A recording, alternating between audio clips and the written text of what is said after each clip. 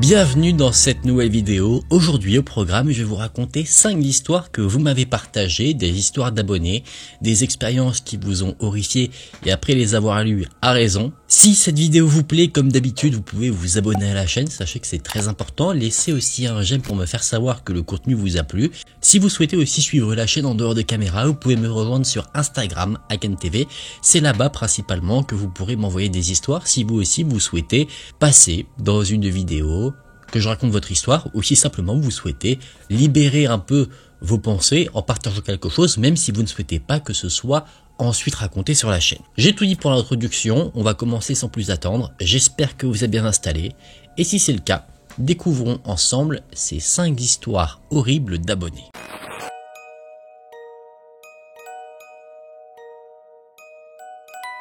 La première histoire que je vais vous partager sera celle de quelqu'un que nous appellerons Sally. Sally nous dit qu'elle était âgée au moment des faits de 18 ans et qu'elle travaillait dans un bar. Elle s'occupait de l'entrée, c'est-à-dire qu'elle accueillait les clients qui arrivaient dans le bar, elle prenait leur manteau par exemple, et ensuite elle les installait. Elle adorait son travail, ce côté un peu sociable, rencontrer des gens, généralement ça se passait toujours très bien parce que les personnes qui allaient dans son restaurant étaient heureux d'être là, donc c'était plutôt une ambiance conviviale, que ce soit avec les clients mais aussi avec les collègues. En dehors du travail, elle menait une vie tout à fait tranquille, avec un chat, et un jour, elle a fait une rencontre. Quelqu'un a été embauché pour réaliser à peu près le même travail qu'elle. Ce quelqu'un, c'était un jeune homme. Tout de suite, Sally l'a trouvé à son goût. Elle le trouvait très séduisant, il correspondait en soi, en tout point, à ses critères de l'homme idéal. Sally et ce jeune homme, que nous appellerons Marc, ont rapidement sympathisé, ils ont commencé à se voir en dehors du travail, et rapidement, ils ont décidé d'officialiser le fait de se mettre en couple. Au début, tout se passait bien, mais au bout de 3 mois, tout a changé. Marc commençait à avoir des réactions assez problématiques vis-à-vis de Sally. Il se fâchait pour des raisons insignifiantes, mais rapidement après, il s'excusait, disant qu'il était très amoureux de Sally. Il mettait ça sur le fait qu'il était fatigué, qu'il était anxieux. Donc d'abord, Sally se dit que ça passe. Il y avait déjà là un énorme red flag, mais elle a décidé de le laisser passer. Au bout du 4e mois, là, Marc a été violent vis-à-vis de Sally, mais physiquement. Il lui a mis une gifle pour une certaine raison. Un autre collègue avait fait un compliment à Sally vis-à-vis de sa tenue. Ça a fortement déplu à Marc, ce qui pour lui justifiait le fait de frapper la jeune femme. Tout le monde a vu cette action, personne n'est intervenu parce qu'en fait tout le monde avait peur de ce fameux Marc. Il était assez imposant, donc de par sa stature, peu de gens osaient intervenir dans ce genre de situation. Après cet événement, Marc s'est excusé, encore une fois, disant qu'il avait fait une crise de jalousie et qu'il avait en fait tout simplement peur de perdre Sally. Visiblement, selon Marc, frapper une femme est le meilleur moyen de la faire rester à nos côtés. Et malheureusement pour Sally, l'enfer, ici, a commencé. Ce genre d'événement s'est reproduit, ici et là. Quand Marc était contrarié pour des raisons vis-à-vis de Sally ou même pas du tout, il s'en prenait à elle, physiquement, verbalement, et donc tout naturellement, Sally a commencé à avoir très peur de lui. Elle a eu aussi une pensée qu'elle n'aurait absolument pas dû avoir, c'est qu'elle se disait qu'en fait le comportement de Marc était de son dû à elle. Elle pensait en fait qu'elle faisait quelque chose de mal, alors qu'absolument pas.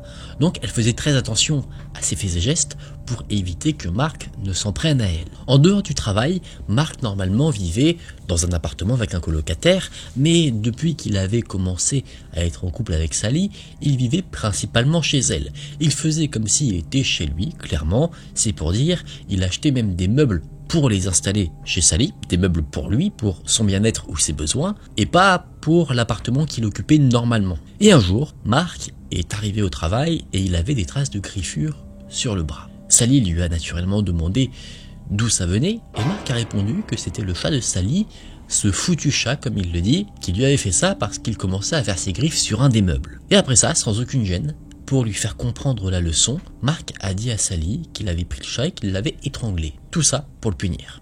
Évidemment, pour Sally, c'est l'énorme douche froide. Donc, elle demande à son patron si elle peut rentrer plus tôt à la maison et elle rentre en 4e vitesse pour s'assurer que son chat va bien. Et heureusement, c'est le cas, à peu près. Le chat était caché dans une penderie, complètement traumatisé. Sally a essayé de le rassurer, elle a fait du mieux qu'elle le pouvait. Et cet événement-là, ça a été la goutte d'eau qui a fait déborder le vase. Elle a décidé, suite à cet ultime événement, de mettre fin à la relation qu'elle avait avec Marc. Donc elle a annoncé à Marc que tout était terminé. Marc ne l'a pas bien pris du tout et il y avait un événement d'entreprise, un bal de Noël organisé par le restaurant qui avait lieu incessamment sous peu. Donc Sally était mal à l'aise à l'idée de s'y rendre, sachant qu'elle savait pertinemment que Marc y serait aussi. Mais son patron lui a dit: ne t'en fais pas, il y aura du monde, même moi je serai là, donc ça devrait bien se passer. Sally accepte donc de s'y rendre et le jour J, elle y va. Elle ne voit pas Marc arriver sur place, donc elle se dit que elle va potentiellement pouvoir passer enfin une bonne soirée. Elle commence donc à manger des petits fours, boire un petit peu, et à un moment donné, elle s'assoit avec un collègue masculin. Et c'est là que Marc fait son entrée. Tout de suite, il voit Sally qui est en train de parler avec un autre homme que lui. Donc, il avance en sa direction et il lui fait des remarques extrêmement déplacées. Il lui dit: ça y est, tu as déjà retrouvé quelqu'un, de toute manière tu n'as toujours été qu'une traînée. Et Marc a ensuite attrapé Sally par le bras très fermement, très violemment, et il l'a traînée jusqu'à l'entrée des toilettes. Et là, encore une fois, Marc a fait une énorme crise et il a de nouveau frappé Sally en lui mettant un coup de poing violent dans le ventre. Il l'a fait devant tous ceux qui étaient présents. Tout le monde a vu la scène, mais personne n'est intervenu. Tout le monde agissait comme si rien ne s'était passé. Après cela, Marc a quitté Sally. Sally, elle s'est précipitée dans les toilettes, où là, elle s'est mise à pleurer toutes les larmes de son corps. Elle était très triste, elle avait mal, elle était aussi extrêmement en colère, d'une part contre Marc, mais aussi contre ceux qui étaient présents ici et qui n'ont rien fait. Et alors qu'elle est aux toilettes, elle reçoit un appel de Marc. Marc a dit à Sally qu'elle devait absolument se rendre chez lui, sinon il allait venir la chercher, et si c'était le cas, ça n'allait pas bien se passer du tout.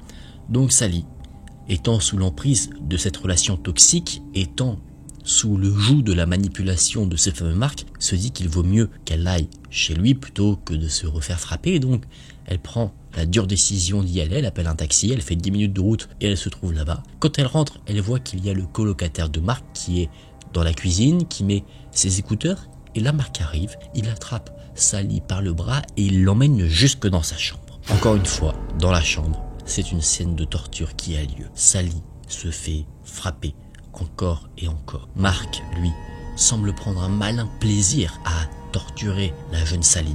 Complètement terrifiée, Sally arrive à un moment donné à se débattre et à se cacher dans la penderie, le seul endroit où elle pense être en sécurité, mais Marc est devant elle, un large sourire sur le visage.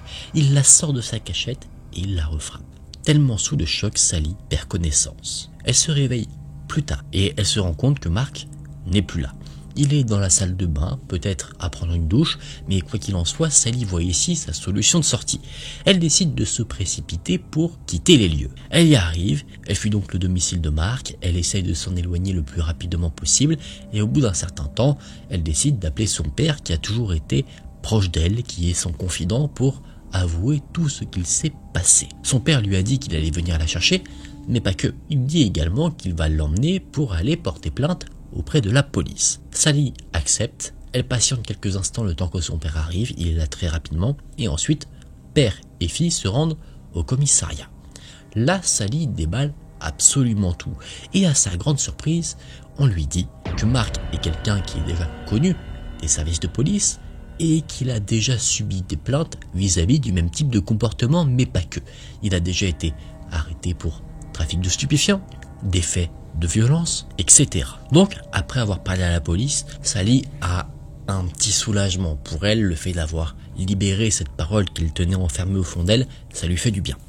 Elle rentre donc chez elle, mais elle garde quand même toute cette histoire pour elle. Elle n'en parle pas à ses amis ou à ses proches. Elle ne voulait pas inquiéter qui que ce soit, faire peur à des personnes. Donc, à l'époque, quand on lui demandait pourquoi elle avait certains bleus, etc., elle expliquait ça à ceux qui ne travaillaient pas au bar, que ça venait d'altercations avec des clients violents.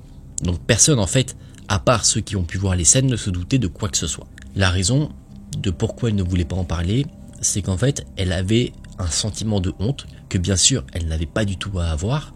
Elle se sentait en partie responsable de tout ce qu'elle vivait. Elle se disait toujours inconsciemment que peut-être c'était elle qui avait déclenché tout ça, alors que bien sûr, la seule personne qui est responsable de tout ce qui se passe, c'est Marc. Et ce Marc n'en avait absolument pas fini avec Sally. 1 heure après avoir déposé sa fameuse plainte au commissariat, elle a reçu un appel d'un numéro inconnu. D'abord, Sally pense que c'est en fait le commissariat de police qui a peut-être besoin de plus d'informations ou qui souhaite déjà l'informer de l'avancée de son dossier. Mais non, à l'autre bout du fil, c'était Marc. Et elle ne sait pas comment, mais il était au courant qu'elle avait déposé plainte contre lui au commissariat. Comment, on ne le sait pas. Est-ce qu'il avait suivi Sally? Est-ce qu'il avait été contacté? Ça, c'est une information que Sally n'a pas. Et donc, par conséquent, nous aussi. Sally est complètement terrifiée, d'autant plus que Marc va dire qu'elle doit retirer sa plainte sur le champ, sinon il s'en prendra à ses proches, notamment son propre père. Et Sally, qui est très proche de son père, ne veut absolument pas le mêler à cette histoire. Elle veut le garder en dehors de tout ça, en sécurité, et elle sait d'ailleurs que Marc est capable de faire du mal au père de Sally. Donc Sally accepte d'aller retirer sa plainte, mais à une seule et unique condition. Cette condition, c'est que Marc sorte purement et définitivement de sa vie. Une condition que Marc semble accepter. Alors Sally se rend donc au commissariat et elle décide de retirer sa plainte. Et heureusement, à la suite de ces événements, Sally n'a plus jamais eu affaire à Marc de sa vie. Il n'a plus jamais tenté de la recontacter. Elle sait juste par des oui-dire que Marc a quitté la ville. Elle s'est sentie, en apprenant cette nouvelle, extrêmement soulagée. Elle ne craignait plus de le rencontrer à n'importe quel moment. Elle se sentait beaucoup plus en sécurité. Elle trouve ça quand même injuste que Marc n'ait jamais été puni ou interrogé par rapport à tout ce qu'il lui a fait subir. Et aujourd'hui, avec un peu plus de maturité et surtout de recul, elle se dit qu'en fait, elle n'aurait jamais dû retirer sa plainte. Pourquoi? Parce que si Marc recommence à faire subir le même type d'événement qu'elle a subi à quelqu'un d'autre, il y aurait eu une trace. Mais là, l'ayant retiré, ce n'est plus le cas. Peut-être qu'elle aurait pu protéger d'autres femmes derrière. Est-ce qu'on peut lui reprocher d'avoir voulu penser à sa propre sécurité à ce moment-là quand elle a retiré sa plainte? Je pense qu'on ne peut pas lui jeter forcément le bâton. C'est facile d'un point de vue extérieur de se dire t'aurais dû faire ci, t'aurais dû faire ça, mais quand on est sur le moment, je pense qu'on ne peut pas en vouloir d'avoir voulu privilégier sa propre sécurité, son bien-être, par rapport à quelque chose qu'on n'imagine même pas. Je pense qu'au moment où Sally a retiré sa plainte, elle ne s'est pas dit une seule seconde « Ah, mais peut-être que Marc, dans le futur, va faire ce qu'il m'a fait à quelqu'un d'autre. » Je pense qu'elle s'est dit « Ok, si je retire ma plainte, il s'en va de ma vie, je n'aurai plus peur de perdre la vie » parce que clairement, Sally se disait qu'un jour, il est possible que des événements comme celui où elle s'est retrouvée dans l'appartement de Marc et où elle a été battue, elle se dit clairement qu'un jour, elle pourrait ne pas sortir de ce type d'événement en vie. J'espère que vous comprenez ce que je veux dire. N'hésitez pas à me dire vous en commentaire ce que vous pensez de tout ça, dans le respect bien entendu. En tout cas, je pense qu'on est tous d'accord pour se dire qu'on est très heureux que Sally ait réussi à se sortir de cette situation. Et la morale qu'elle veut donner suite à son histoire, c'est que si on détecte des red flags un peu comme elle a pu le voir au cours de sa relation, surtout au début, il faut partir et ne pas rester dans ce genre de choses et attendre que ça empire. Il faut partir tout de suite, prendre quelques précautions plutôt que plus tard subir des choses qu'on n'aurait pas pu imaginer. Dans ce nouveau témoignage, je vais vous raconter ce qu'a raconté Chelsea. Chelsea nous dit qu'elle vivait dans une résidence plutôt sécurisée, dans un appartement. Son appartement, lui, était au milieu de 2 autres appartements. Il y en avait un qui était occupé par des personnes et un autre qui, lui, était vacant. La personne qui y vivait n'avait pas été vue depuis un moment, donc on supposait qu'il était mis à la vente ou en location, mais en tout cas, il n'y avait personne qui y vivait. Un week-end, Chelsea a décidé de, inviter une amie, Ilona, pour passer du temps entre filles. Le vendredi soir, quand elle est arrivée, tout s'est très bien passé. Les filles ont regardé des threads d'horreur, elles fumaient un petit peu, pas des cigarettes, mais elles fumaient un petit peu. Donc la première soirée s'est très bien passée. Le lendemain, elles sont allées faire des petites courses, notamment des pizzas, pour se remettre devant des threads d'horreur le soir et continuer à faire ce qu'elles faisaient. Concrètement, passer un bon petit moment entre filles. À un moment donné, elles ont mis le four à chauffer et elles ont eu peur parce qu'il y a eu un screamer dans le thread d'horreur. Et au même moment, le four a sonné, indiquant qu'il était prêt à être utilisé, concrètement qu'il avait bien chauffé. Donc, Chelsea s'est levée, elle a mis les pizzas pour qu'elles soient prêtes à être réchauffées, et c'est là que les 2 jeunes filles ont entendu quelqu'un frapper à leur porte. On est en soirée, Chelsea et Ilona n'attendaient absolument personne, donc elles ont décidé de faire la stratégie de « on ne fait pas de bruit, il y a un monde où la personne qui toque à la porte va se dire qu'il n'y a personne et partir ». Je pense qu'on a tous déjà eu envie de ne pas ouvrir la porte, Donc on faisait le moins de bruit possible pour que la personne s'en aille. Ça peut sembler exagéré, mais on a quand même 2 jeunes femmes qui sont seules dans un appartement. Il vaut mieux éviter de prendre un risque et ne pas ouvrir la porte. Si c'est important, la personne pourra laisser un courrier ou quoi que ce soit. Donc la personne toque à la porte, mais au bout d'un moment, il n'y a plus de bruit. Donc les 2 jeunes filles se disent que leur solution a fonctionné, que la personne est partie. Elles se rapprochent donc doucement de la porte pour essayer d'entendre ce qu'il y a de l'autre côté, et elles entendent qu'il y a du mouvement. Clairement, s'il y a quelqu'un, il est toujours là. Il y a aussi des chuchotements.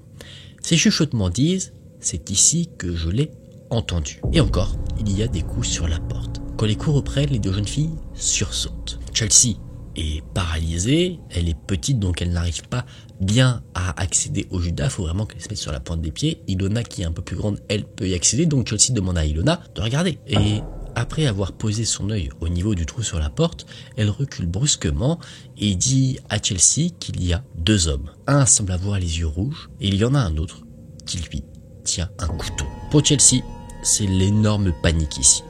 Elle sent presque son cœur sortir de sa poitrine. Elle ne sait pas quoi faire dans cette situation. Évidemment, on n'est jamais préparé à ça. Et Chelsea décide quand même, elle aussi, d'en avoir le cœur net. Donc, elle se met sur la pointe des pieds, tant bien que mal. Ilona l'aide un peu pour voir d'elle-même ce qu'il y a. Et elle voit effectivement qu'il y a 2 hommes, entre 25 et 30 ans. Il y en a un qui a un sac à dos. Et elle remarque que l'un des 2 hommes tient un objet métallique. Elle ne voit pas directement un couteau. L'homme qui n'a rien dans les mains, lui, celui qui avait les yeux rouges, semblait complètement furieux. Il semblait très en colère, très nerveux. De ce que dit Chelsea, l'attitude des 2 hommes semble montrer qu'ils sont pas là pour discuter gentiment. Ils sont là pour faire quelque chose de violent. Chelsea ne comprend pas. Elle essaye de trouver une raison qui pourrait expliquer la présence de ces 2 hommes. Elle se dit qu'elle n'a jamais rien fait, elle ne les connaît pas, donc pourquoi sont-ils là ? Donc naturellement, la raison qui se présente à elle assez rapidement, c'est que ces 2 hommes sont pas là pour une raison spécifique, mais simplement pour faire du mal à 2 jeunes femmes. Ils sont 2, elles sont 2. Vous voyez probablement où je veux en venir. Chelsea se recule du Judas, elle essaye de réfléchir, de garder son sang-froid. Ilona, elle, repose son œil sur le trou et à un moment donné, elle dit qu'elle ne voit plus rien car un des 2 hommes a compris qu'ils étaient observés et a mis son doigt sur le fameux Judas. Pour le moment, dans l'appartement, il n'y avait aucun bruit. Donc, la mise en scène pour faire en sorte que les individus pensent que l'appartement est vide est toujours en cours, mais le four se met à sonner, indiquant que les pizzas sont cuites. Et le bruit du four est assez fort, donc c'est absolument sûr que pour des personnes qui sont juste devant la porte, eh bien ce bruit a été entendu. Les 2 hommes commencent à refrapper sur la porte beaucoup plus violemment. Là, ils ne toquent pas à la porte, ils mettent vraiment des coups de pied dedans, comme s'ils cherchaient à la défoncer. Un bruit se fait aussi entendre au niveau de la serrure. Chelsea comprend très rapidement qu'en fait, ils essayent de la crocheter. Donc les 2 filles décident de s'écarter de la porte. Elles se disent qu'il ne faut pas rester dans l'appartement et qu'il faut partir. Donc elles vont sur le balcon et en arrivant là, elles décident de jeter un coup d'œil au niveau du balcon de l'appartement qui est inoccupé. Effectivement, Ilona a rapidement vu qu'il y avait sur le balcon l'homme qui lui était armé d'un couteau. Alors la solution choisie, c'est d'escalader le balcon avec précaution de l'autre côté, là où il y avait un couple qui vivait. C'est ce qui est fait. Les 2 jeunes filles ont pris leur téléphone avec elles, elles arrivent à aller sur le balcon des voisins et elles tapent sur leur baie vitrée, mais malheureusement, les voisins ne sont pas là. Elles arrivent encore à entendre les personnes devant leur porte d'entrée qui tapent encore, et là, n'en pouvant plus, elles se disent qu'il est temps d'appeler la police. Avant ça, Chelsea avait appelé son petit ami, et c'est le petit ami qui a dit « appelle la police ». On peut se dire pourquoi elle n'y a pas pensé plus tôt. Dans ce genre de situation, je pense que c'est pas automatiquement la chose qui nous vient en tête. On pense d'abord à s'assurer qu'il y a bien un problème. Ensuite, il y a la peur qui s'empare de nous. On cherche à se mettre en sécurité. Il y a aussi la paralysie due à la peur qui peut beaucoup jouer. Mais quoi qu'il en soit, au bout du compte, la police est appelée. Rapidement, Chelsea arrive à avoir quelqu'un, une opératrice qui dit que la police a été envoyée sur place. Mais la police met quand même pas mal de temps à arriver. Ça fait déjà 40 minutes que cette situation traumatisante est en train de se dérouler. Chelsea, au bout d'un moment, s'inquiétant, rappelle la police, qui signale que la police est vraiment en route, et finalement la police arrive bel et bien sur les lieux. Là, Ilona et Chelsea se lèvent, saluent les policiers, et les policiers ne comprennent pas quelque chose. Ils se disent, mais comment vous vous retrouvez sur ce balcon, sachant que l'appartement, c'est celui d'à côté? Les filles expliquent qu'elles ont escaladé, les policiers ont un petit sourire parce que ça leur semble invraisemblable, et là, les filles retournent dans leur appartement. Elles escaladent de nouveau.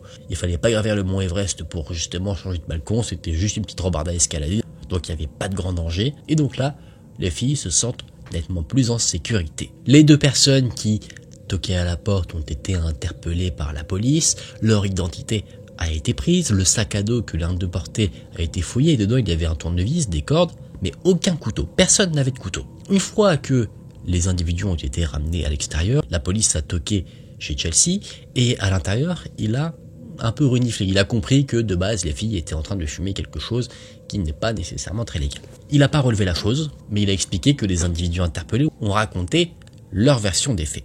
En fait, tout est lié à la personne que personne n'avait vue, celle qui a été citée au début de l'histoire, le fameux voisin qui semblait avoir disparu. En fait, cet individu était un arnaqueur, il mettait son appartement en location, en tout cas il signalait qu'il voulait le mettre en location, il faisait faire des visites, etc. Et au bout d'un moment, il acceptait un dossier, il prenait la caution, mais ensuite il ne donnait plus aucun signe de vie. En gros, il volait de l'argent à des personnes, sauf que là où ce voisin était probablement un peu stupide, c'est qu'en faisant des visites, etc., les gens savaient où il vivait. Et il se trouve que déjà avant les événements que je viens de vous raconter, des personnes s'étaient rendues chez ce fameux voisin et l'avaient emmené jusqu'à l'extérieur du bâtiment, et c'est à partir de là qu'on ne l'a plus revu. Chelsea, ça lui a rappelé des souvenirs, et effectivement elle se souvient qu'avant tous ces événements que je viens de vous raconter, eh bien elle avait entendu du bruit dans le couloir, qu'il y avait 3 femmes qui toquaient violemment chez le fameux voisin disparu, et elle semblait avoir entendu des bruits de coups, ce genre de choses, et ensuite le voisin était traîné dans l'escalier, et plus tard, quelques minutes à peine après, elle a entendu une voiture s'éloigner à toute vitesse. Donc est-ce que ce voisin a subi un sort funeste ou pas? Elle ne le sait pas, mais en tout cas, ces individus-là qui toquaient chez Chelsea pensaient qu'en fait, ce voisin se cachait chez Chelsea, où Ilona se trouvait également. D'où le fait qu'ils étaient très énervés, très insistants. Qu'est-ce qu'ils auraient fait s'ils avaient réussi à rentrer dans le logement, ou si Chelsea leur avait ouvert? Ça, c'est le grand mystère. Est-ce qu'il leur aurait fait du mal pensant que le voisin était caché quelque part, ou se disant que Chelsea savait où il était? Autre point qui a été éclairci, rappelez-vous quand Chelsea et Ilona se sont rendus sur leur balcon, ils ont vu sur le balcon de l'appartement inoccupé qu'il y avait quelqu'un. En fait, cette personne-là n'avait rien à voir avec l'histoire. Il se trouve que cette personne, c'était l'homme d'un couple qui venait d'emménager dans l'appartement qui était vacant. Et cet homme était blond, il avait un t-shirt jaune, et en fait il ressemblait rapidement au blond que Ilona avait vu au travers du Judas. Mais en fait, avec toute la panique, elle a fait un amalgame. Elle a confondu. Cet homme-là avait bel et bien un couteau pour ouvrir un carton, mais par contre, quand Ilona a regardé au travers de la porte, ce n'est pas un couteau qu'elle a vu et qui était tenu par l'homme blond, c'était un tournevis. Donc en fait, il y a eu quiproquo. Il y a une partie de l'histoire qui a alimenté la peur, mais qui en fait n'avait rien à voir. Finalement, les individus qui toquaient à la porte violemment ont été relâchés, et ils n'avaient aucune raison de revenir, sachant qu'on leur a dit que Chelsea et Ilona n'avaient absolument rien à voir avec l'histoire de l'arnaqueur. Mais Chelsea trouve quand même que la décision est assez laxiste, parce qu'il y a quand même des dégâts qui ont été réalisés sur la porte. Il y a eu des dégâts physiques sur la porte, il y a également des dégâts bien sûr psychologiques sur les 2 jeunes filles, donc les laisser partir juste comme ça pour Chelsea, c'est un peu gros. Une fois les policiers partis, les personnes qui m'ont gâché cette soirée aussi, les 2 jeunes filles ont décidé de finir de regarder des threads d'horreur. Elles se sont dit qu'elles allaient plutôt passer à quelque chose d'un peu plus joyeux pour se rassurer quand même vis-à-vis de tout ce qu'elles avaient vécu. Elles avaient eu largement leur dose de frissons qu'elles voulaient avoir de base en regardant des threads. Plus jamais les individus qui ont toqué à la porte ce fameux soir n'ont été revus. Néanmoins, Chelsea, elle, a déménagé suite à une opportunité professionnelle. Ilona, elle, n'a plus jamais voulu revenir dans cet appartement précisément de Chelsea, tellement traumatisée par cet événement. Finalement, tout est bien qui finit bien, et c'est tout ce qu'on pouvait souhaiter. Dans cette nouvelle histoire, je vais vous présenter de nouveau ce qu'a raconté Chelsea, la même personne que l'histoire précédente. Elle nous dit, pour contextualiser un peu, qu'elle a toujours été intéressée par le paranormal, et a raison. Pour contextualiser les choses, elle nous dit que sa maman a rencontré son père au Cameroun quand elle était âgée de 15 ans. Ça a été l'amour fou et elle est tombée rapidement enceinte, mais la maman étant très jeune, un terme a été rapidement mis à cette grossesse. Plus tard, après avoir vieilli un peu, gagné en maturité, en expérience de vie, quand elle était âgée de 18 ans, là, le couple a décidé de retenter l'expérience d'avoir un enfant, mais cette fois-ci, ça a été très compliqué. Peu importe les essais, ce qui était fait, aucun enfant n'était à venir. Complètement abattu, d'autres solutions ont été mises sur la table. Effectivement, le compagnon de la maman de Chelsea lui a parlé de quelque chose, un rituel qui se réalisait dans sa tribu. Un rituel appelé le Ngondo. C'est un rituel, un moyen de communication avec les esprits de l'eau. C'est un rituel qui se déroule chaque année, du premier dimanche de novembre au premier dimanche de décembre. Et pendant cette période, on fait des prières, des chants, des rituels qui honorent les forces aquatiques.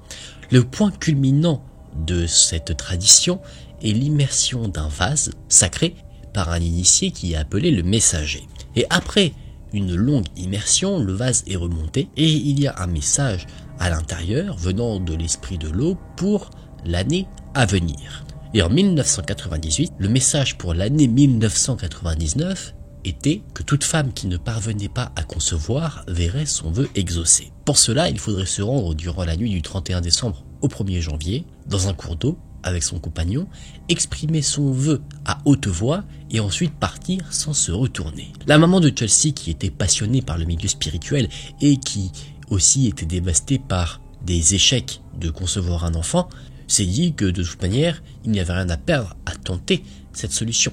Donc ça a été fait et au début, aucun changement. Le corps de la maman de Chelsea réagissait comme si, aucun enfant n'était censé arriver. Mais au bout de 3 mois, là, la bonne nouvelle s'est présentée.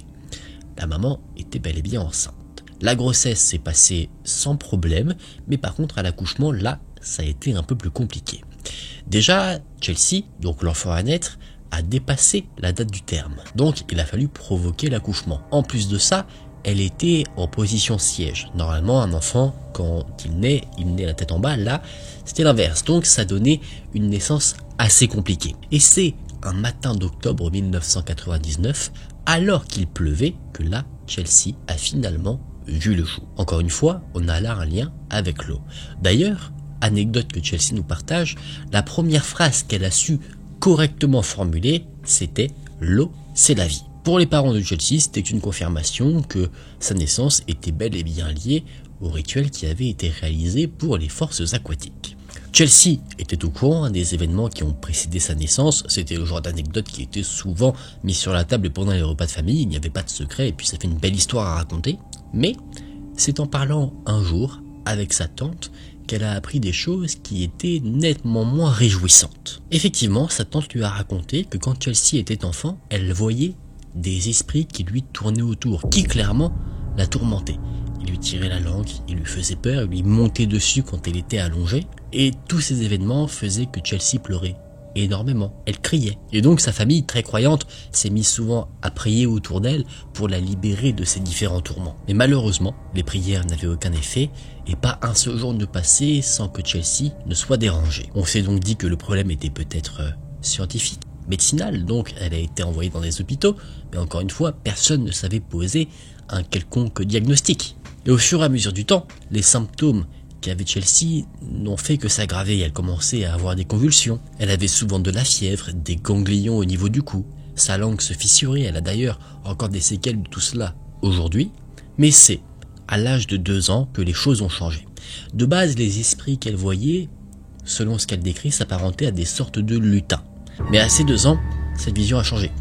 Les petits lutins n'étaient plus là, ce qu'elle voyait maintenant comme une hallucination, c'était un boa, un serpent qui se baladait dans sa maison. Personne d'autre, à part elle, ne voyait cet animal, et quand elle le montrait à sa famille, eux ne le voyaient pas, elle demandait au serpent de s'en aller, et c'est là qu'elle se mettait à convulser. Sa tante lui a dit, quand elle a commencé à raconter toute cette histoire, que le boa était en fait un totem rituel, apparemment celui d'un vieil homme du quartier. Ce vieil homme enverrait son fameux totem spirituel dans les maisons avoisinantes pour s'alimenter de l'énergie des bébés et des enfants afin de s'assurer à lui-même une certaine longévité. Chelsea a fait le lien avec sa peur qu'elle n'expliquait pas jusqu'à présent des serpents, mais également sa phobie des fonds marins, phobie qu'elle associe cette fois-ci au rituel lié à sa conception, et elle a appris également, de la bouche de sa tante, que le fameux vieil homme qui aurait envoyé le fameux serpent chez elle était encore en vie et qu'il était âgé de 97 ans. Il aurait survécu, d'ailleurs, à tous ses enfants. Mais en revenant justement à la période où Chelsea était tourmentée, vers 23h environ, un soir, quand elle était âgée de 2 ans et demi, elle a fait une crise de convulsion très intense, peut-être la plus intense qu'elle a pu avoir jusqu'à présent. Donc sa famille, très inquiète, a pris la décision d'agir autrement. La petite a été emmenée chez un guérisseur qui avait une certaine réputation. Et dès que le guérisseur a posé ses yeux sur la jeune fille, tout de suite il a dit qu'elle avait des dons, qu'elle voyait le domaine de l'invisible. Et ce qu'elle voit l'effraie parce que les entités qu'elle arrive à voir, elles ne veulent pas être vues. Et d'ailleurs, ces entités se jouent de la petite fille parce que les autres n'arrivent pas à les voir. Il ajoute également que le serpent qui la suit veut s'alimenter de son énergie parce qu'étant enfant, elle en a beaucoup. Et le guérisseur a dit qu'en gros, Chelsea avait 4 yeux. Les 2 yeux visibles qui nous permettent de voir ce qu'on a tous communément, mais qu'elle avait également 2 autres yeux qui, eux, permettent de voir le domaine de l'invisible. Et pour protéger Chelsea, il faut fermer ces fameux 2 yeux liés à l'invisible. Un rituel a eu lieu, et à la fin de celui-ci, le guérisseur a dit qu'il avait fermé les yeux de l'invisible de Chelsea, mais qu'il ne les avait pas fait disparaître. Donc quand Chelsea le voudrait, elle pourrait s'en servir de nouveau. En fait, le guérisseur explique que le problème qu'il y a, c'est que Chelsea n'aurait pas dû pouvoir utiliser ces fameux yeux de l'invisible aussi jeune. Ça aurait dû se développer plus tard avec l'âge et la maturité. De retour à la maison, la famille a pris une décision radicale pour protéger Chelsea, c'était de déménager. Tout simplement pour la protéger du fameux serpent invisible qui rôdait, parce que ça, on ne pouvait rien y faire, sachant que ce n'était pas lié directement à elle. Un déménagement eut lieu, et quelques jours après les fameux événements, étonnamment, pourquoi on l'ignore, mais le guérisseur est devenu aveugle. Et une semaine plus tard, il est décédé. De cause apparemment naturelle, mais pour Chelsea et sa famille, il y a un lien avec le fameux rituel qui a été réalisé sur la jeune fille. Il est possible que ça lui ait tellement coûté en énergie qu'il en a subi lui-même les conséquences. Donc Chelsea et sa famille se sentaient profondément responsables de la mort de ce guérisseur, si responsables qu'ils ont aidé financièrement la famille de celui-ci. Elle nous explique qu'aujourd'hui encore, il y a un sentiment mitigé vis-à-vis de tout ça. D'un côté, il y a un sentiment de gratitude vis-à-vis du guérisseur pour avoir libéré Chelsea de ce qui lui est arrivé, mais également un sentiment de culpabilité parce que sans la rencontre avec Chelsea, le guérisseur serait peut-être toujours en vie. Chelsea raconte que depuis ces événements, elle n'a plus jamais eu affaire à des événements paranormaux, jusqu'à une fois. Chelsea était adulte, il était 17h30, elle rentrait du travail. Elle s'était garée près de chez elle, comme elle avait l'habitude de le faire, et avant de rentrer chez elle, elle s'est mise sur son téléphone à scroller un petit peu comme ça sur les applications. Et c'est là que quelque chose a changé. L'atmosphère est devenue lourde, d'un coup. Mais c'était pas quelque chose dû à la chaleur, c'était vraiment une sensation très étrange, presque palpable. Chelsea a senti une présence, comme si quelqu'un l'observait. Et c'était si dérangeant que Chelsea s'est arrêtée de faire ce qu'elle était en train de faire. Elle se sentait vraiment très mal à l'aise. Elle a regardé autour d'elle, mais il n'y avait personne. Et même si elle ne voyait rien, elle sentait toujours cette fameuse présence qui lui occupait l'esprit. Elle sentait un regard posé sur elle, et en plus de ça, un regard très intensif, comme si quelqu'un de très énervé la regardait. Elle se dit que peut-être elle est en danger, donc elle a ce réflexe de verrouiller les portes de sa voiture. Elle essaie de baisser un peu son siège, de se cacher un peu, vraiment. Elle est de plus en plus mal à l'aise, et du coup, en étant un peu allongée dans son siège, elle a le regard qui est plongé vers l'immeuble où elle vit, et elle pose ses yeux sur un des étages. Elle nous dit que c'est probablement le 6e étage, et c'est là en fait qu'elle voit quelqu'un. Et d'abord, elle se dit que c'est une de vieilles personnes qui fait du commérage, qui regarde un peu comme ça par la fenêtre, mais rapidement elle se rend compte qu'en fait la personne qui se trouve à la fenêtre du 6e étage n'a rien d'humain. Elle nous décrit le visage comme un mélange de traits humains et celui d'un bouc. Et cette chose la regardait sans cligner des yeux, sans bouger. Donc bien sûr, Chelsea ne comprend pas. Elle se dit que peut-être c'est cet effet de peur qui lui font voir quelque chose, mais en se concentrant, elle se rend compte que il y a bel et bien quelque chose qu'elle arrive à voir. Elle essaye de rationaliser en se disant est-ce que c'est pas peut-être un porte-manteau que je vois de loin, qui font des traits bizarres, est-ce que c'est pas autre chose? Non, finalement elle se rend compte que ce qu'elle voit, c'est bien ce qu'elle a décrit. Pour garder une preuve de ce qui s'est passé, elle sort son téléphone pour essayer de filmer la scène, mais au moment où elle appuie sur enregistrer, l'ombre s'évapore. Chelsea a été marquée par cet événement qu'elle n'explique pas. Elle se souvient qu'elle était très mal à l'aise, mais elle n'était pas non plus apeurée par la situation. Elle était d'abord apeurée pensant qu'il y avait vraiment quelqu'un, mais quand elle a vu la fameuse silhouette, là elle n'a pas été terrorisée. Ça n'a pas ajouté de la peur à sa situation. Je sais pas si vous voyez ce que je veux dire. Elle s'est demandé si l'entité qu'elle a vue était là pour faire passer un message? Est-ce que c'est une entité qui avait besoin d'aide? Chelsea est assez frustrée de ne pas comprendre ce qui lui arrive. Elle pense qu'en fait que son don qui avait été camouflé commence à ressortir. En tout cas, quoi qu'il en soit vis-à-vis de cette histoire, on ne peut qu'espérer que Chelsea réussira à trouver les réponses à toutes les questions qu'elle se pose. Dans ce nouveau témoignage, je vais vous raconter ce qu'a partagé Alizée. Alizée nous dit qu'à l'époque, elle vivait avec sa mère, ses parents étant séparés, dans une maison située dans un petit village où il n'y avait pas très loin un cimetière. D'ailleurs, ce cimetière avait la réputation d'être assez mystérieux, car au fur et à mesure des années, il y avait des histoires concernant des bruits étranges. D'ailleurs, qu'elle-même avait pu entendre, ressenti des sensations quand on passait à côté comme celle d'être observée, et elle aurait même entendu parfois que quelqu'un l'appelait par son prénom. C'est arrivé parfois quand elle était même avec sa maman, et quand elle demandait si c'était bien elle qui l'avait appelée, sa maman lui répondait que ce n'était pas le cas. Rapidement, ces expériences se répétant, bien qu'étranges, ont commencé à faire partie de son quotidien. Mais il y a un événement bien spécifique qui lui est resté dans son esprit. On était un week-end, et lors de ce week-end, des membres de sa famille qui venaient du sud de la France sont passés rendre visite à sa mère et à elle. Parmi ces membres de la famille, il y avait un petit cousin qui était à ce moment-là âgé de 7 ans. Lui devait passer la nuit chez Alizée et sa maman. Il devait dormir dans la chambre d'Alizée, pendant qu'Alizée, qui devait avoir 13 ou 14 ans, dormirait dans une autre pièce.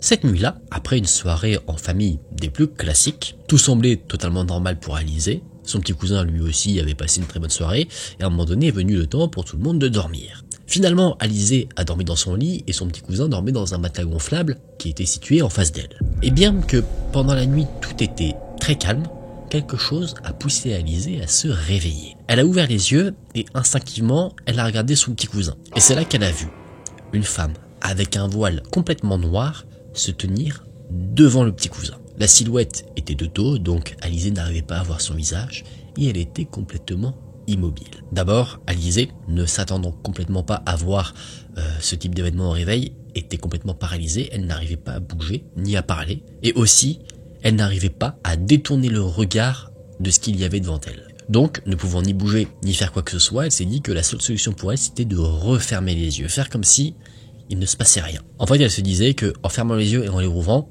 ce qu'elle voyait allait partir. C'est ce qu'elle a fait.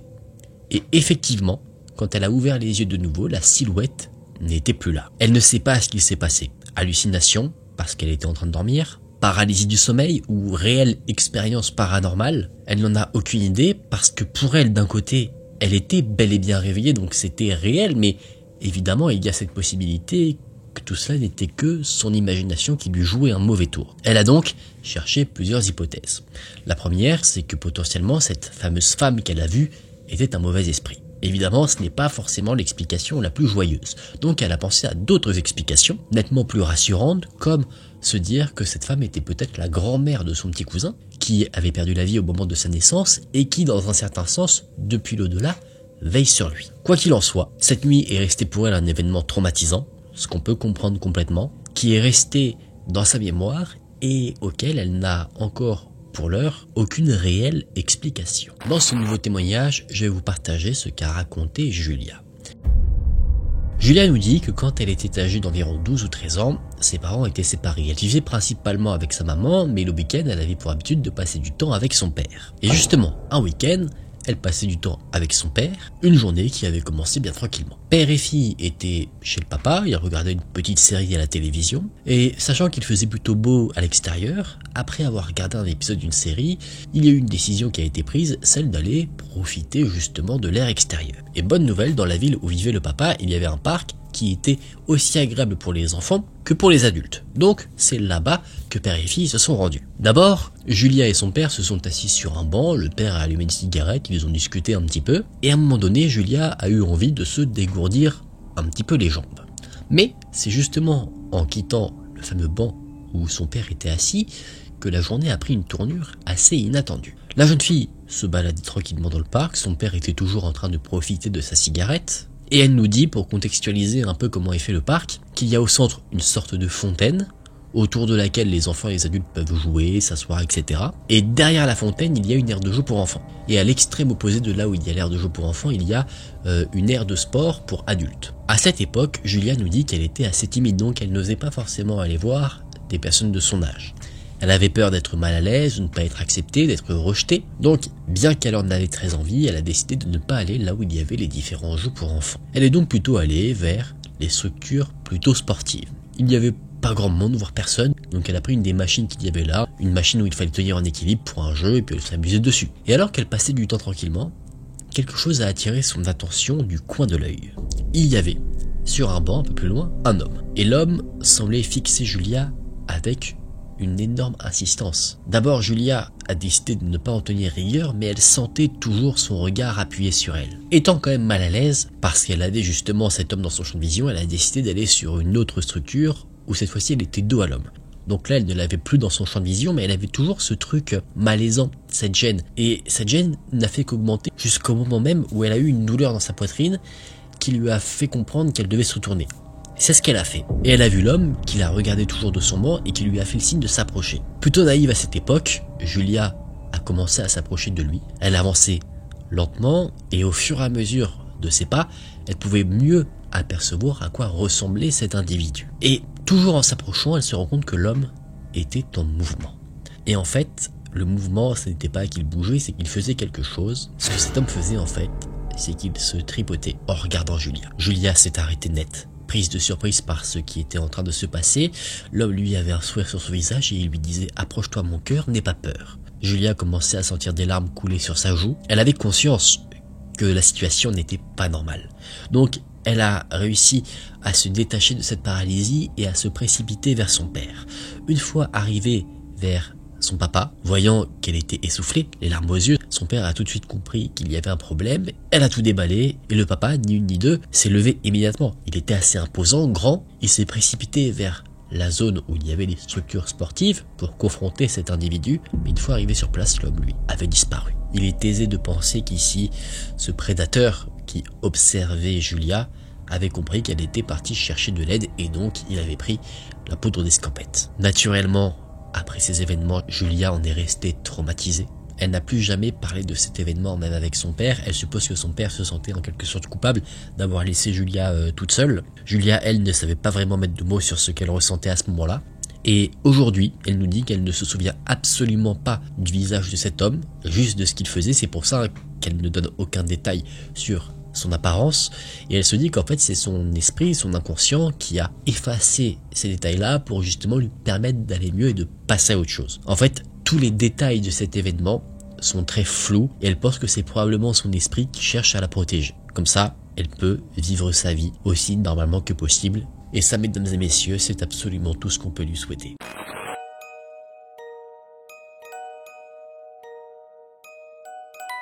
Voilà les amis, on en a fini pour ces 5 histoires d'abonnés, j'espère que ça vous a intéressé. Je tiens à dire un grand merci aux abonnés qui m'ont partagé ces histoires. Je compte sur vous pour respecter les différents témoignages, que vous y croyez ou pas, notamment pour ce qui peut être paranormal. Je sais que tout le monde n'y croit pas, donc merci de respecter tous les témoignages que vous entendez. Les personnes ont fait un effort pour justement partager un bout de leur histoire, donc la moindre des choses qu'on puisse faire, c'est bien sûr de les respecter. Merci encore une fois à tous ceux qui me partagent leur histoire, des histoires que je n'ai pas encore partagées, ne vous inquiétez pas, ça viendra. Si la vidéo vous a plu, je vous invite à laisser un j'aime et à vous abonner à la chaîne. Si vous souhaitez me rejoindre sur Instagram, il s'affiche juste ici, AkenTV. Si vous souhaitez voir les envers du décor, me partagez aussi votre histoire pour qu'il soit repartagé dans des vidéos comme celle-ci. Merci du fond du cœur d'avoir regardé la vidéo jusqu'à la fin. Moi je vous dis à très vite dans une prochaine vidéo. Prenez soin de vous, c'était Aken.